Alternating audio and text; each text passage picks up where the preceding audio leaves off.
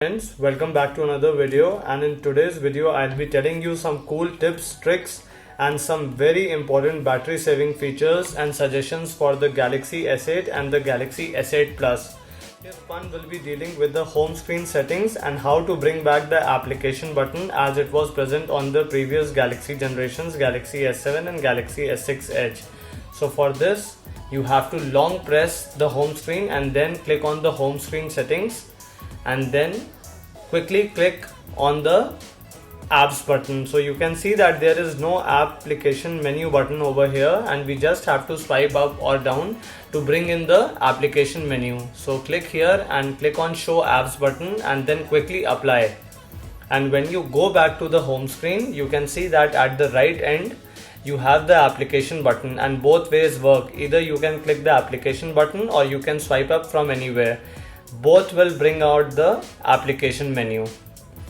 Quickly going back and home screen layout. So you also can arrange the home screen layout as used in iPhones, that there is no application menu, only home screen, and all the applications will be rearranged on the home screen. So you can customize it like this at any time. Now if you want to change the grid, there are 3 grid options available: 4x5, 5x5 and 5x6. The similar grids are also available in the application menu, so you can apply any grids as per your likability or as per your convenience. Now quickly we'll be adding one widget, very important widget that I'll be suggesting. So quickly go into the widget applications and go to the device maintenance. So here you have 2 widgets in device maintenance. Select the 5x1 and put it on the home screen. So this widget tells you that an optimize button, the amount of memory free and the amount of storage free. So if at any time your Galaxy S8 or S8 Plus is not performing very well, so just you have to click the optimize button and the background memory will be cleared and it will be restored to a perfect working condition, which will boost the performance of your phone. Now quickly going to the third tip, which is the wallpapers and the themes. So a very important add-on. So you can select my wallpapers from here, or you can download any custom wallpapers from the Samsung theme store. So Samsung theme store is continuously improving day by day. Firstly, we had only the wallpapers and the themes, then they added the icons, and now one very crucial add-on they have done this time, that you can also customize the always on display. I have also done a separate video on this, showing and demonstrating how to download them and how to apply them, types of always on display. I'll be quickly leaving a link below and I'll be showing you that if I download a custom always on display and I quickly apply it. Let's enable the always on display. Go to lock screen and security and click to enable always on display. Going back to the theme store and clicking apply.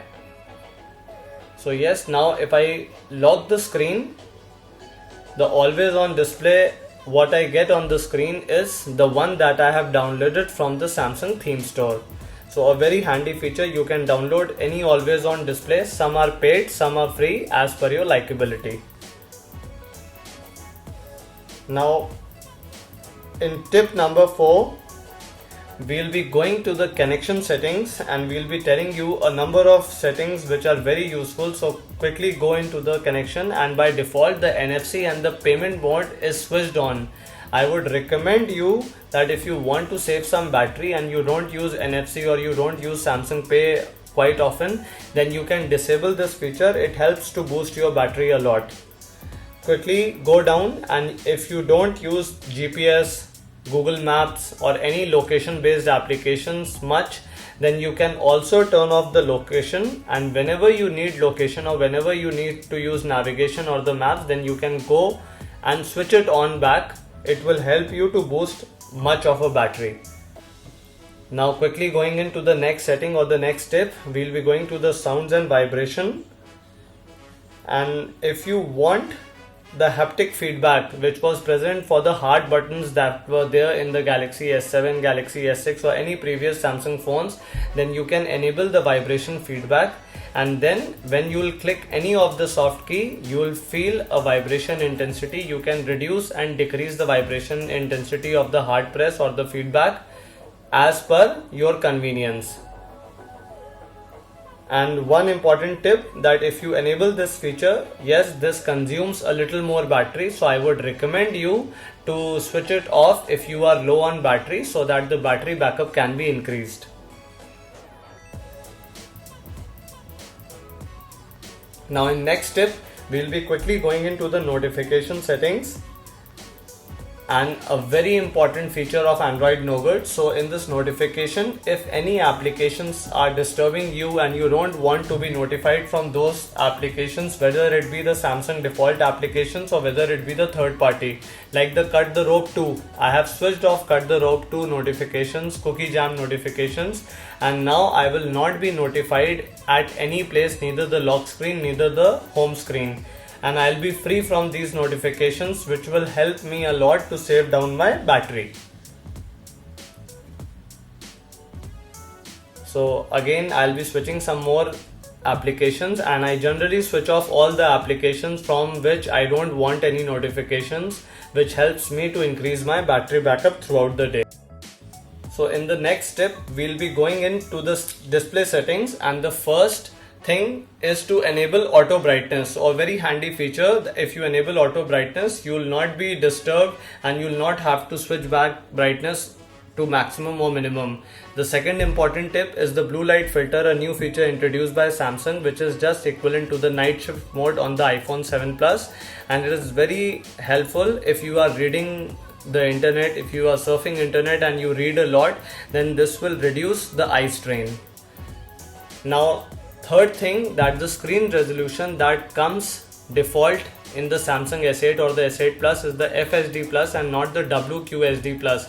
So might be due to the low battery 3500 milliampere, they are shipping with this resolution, but if you want the resolution to be more enhanced, to be more crisp, then definitely switch to full resolution, which is 2960 x 1440.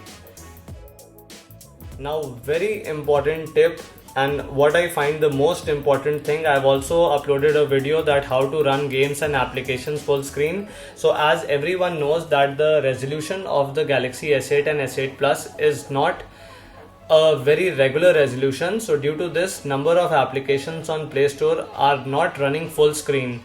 So if you want to run applications full screen, then you need to go into the settings menu. Let me show you with an example. We'll be starting with the game Cut the Rope 2.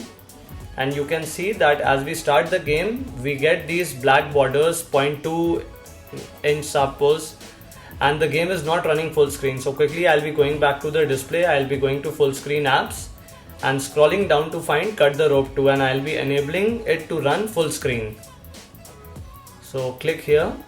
It says that this app may not work properly, but I have tested a number of applications and maximum of them work properly. And again you can see that after I have enabled the full screen app, the game is running full screen and you can utilize the beautiful infinity display to its full core utilization and full power. And we'll be telling you a number of things which are very useful. So quickly clicking the settings and going to the display, scrolling down, we also get this LED indicator. So if you want to be notified by the LED present at the top, then enable the LED indicator, and if you have any notifications, it will tell you. Also go to the status bar, and one very important tip, that enable the battery percentage. So you will be constantly be able to see how much battery of percentage is left in your phone, and you will be able to monitor accordingly. So going to the navigation bar, Samsung gave us this option to switch either the back, home, recents, or the recent, home, or back. So you can use, if you are switching from some other device other than Samsung, then you can use the back, home, and recent. Else you can use the default Samsung navigation bar menu. You can also switch the colors of the tab. So a very handy feature, and I expect a number of more customizations in the navigation bar in later updates done by Samsung. Now we'll be going to the advanced features, and in advanced features we have the Smart Stay one-handed mode finger sensor gestures. So I find the finger sensor gestures to be a very important part of my day-to-day usage, as we can swipe down on the fingerprint sensor to bring down the notification bar and swipe up. So swiping down like this brings down the notification panel, and swiping up takes it back. So a very handy feature. I found these things in default or custom launchers like the Nova launcher or the Apex launcher, but now I have this in my default Samsung launcher by swiping down the fingerprint button. So you can enable it at any time by going into the settings and advanced features. So quickly we'll be going back to see what is one-handed mode. So if you find the screen to be large, then you can enable the one-hand mode either by buttons or by gestures. So clicking thrice on the home button enables the one-handed mode. So you can either keep the screen on the left side or on the right side, and you can enlarge and decrease the size from here. And if you click on the white space, then you will be back to your normal screen. One very important tip in the advanced features is the video enhancer, and I will definitely recommend any one of you that this feature was introduced in Galaxy Note 7, the video enhancer mode. So definitely enable this, because you will see a huge amount of difference when the video enhancer is not enabled. Try to run any video and I am sure that video enhancer will give you a much higher contrast and very bright and crisp colors when it is enabled. So do enable it. Going into the lock screen and security settings, and I'll be telling you a number of things that are very important. The biometric mode is present in this, and 3 biometric forms are present. So first is the fingerprint scanner, the second is the iris scanner, and then it is the face recognition.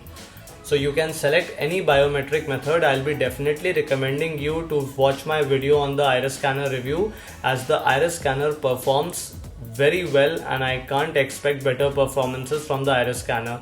So screen lock type, you can select any swipe, pattern, pin, password, and from here the biometrics, face, fingerprints and the iris scanning. So enable and register your irises and start using the iris scanner, whether it be in Smart Pay or whether it be the Samsung Pay application. You can use it easily. Enable the always on display, as it is a very handy feature. So quickly now we'll be going into the camera settings, and as soon as we enter the camera settings, we'll be keeping this thing over here, the Canon hood, and quickly going into the settings. And first thing I will tell you that to enable is very important thing, that if you don't want to click, enable the voice control, and by saying smile, cheese, capture, shoot, you can record videos and capture pics. And also a very important feature is the floating camera button. So a floating camera button will be placed on the screen, so anywhere you can remove it and you can click pictures easily. So moving it here, clicking, and I can easily click pictures. So sometimes it becomes very handy. Now if I'll be saying shoot, smile, so it clicks picture while I say shoot, smile, capture, anything. So whatever the voice actions are present, if you say them, it will click the pictures, and a very handy tip for the camera application.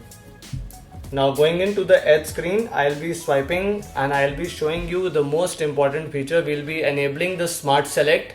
So enable this feature, the Smart Select, from here, and quickly go back to the edge screen, swipe from the right side, swipe once more, and let's click on the rectangle. So quickly go into the Play Store application, swipe from the right side, click on rectangle and select any portion present on the screen. So this feature of Smart Select was introduced in Galaxy Note 7, but they have finally managed to land it on the Galaxy S8 and the S8 Plus.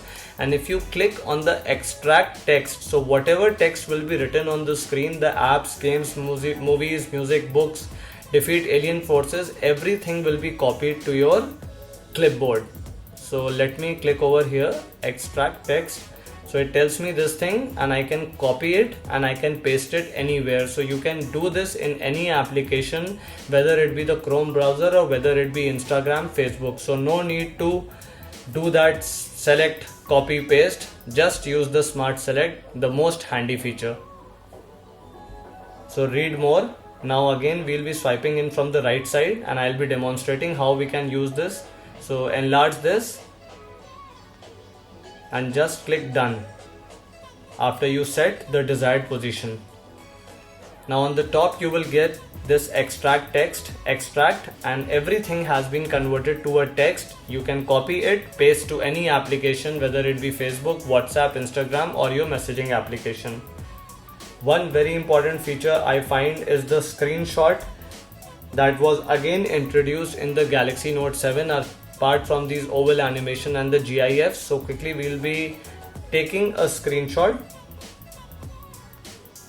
and when we take a screenshot it tells me tap scroll to capture. So click on scroll capture and you can scroll the screen to capture more. Keep on scrolling till you come to the end of the screen. So scroll more. Now I am on the end of the screen and this is the screenshot that has been saved. So quickly I'll be going into my gallery and from gallery to screenshots, and here is the screenshot, the entire stitch. And mind it, even if you zoom it to the full capacity, there is no distortion. So you can send any text from top to bottom, the entire page, only in a single screenshot. Now one very important feature that everybody has been talking about is the Bigsby button. So I found a way to configure the Bigsby button and use it as the way you want. Any application you can configure. So open this BX Actions, click on install. I'll be leaving the link in the description below to download this application. Click on open.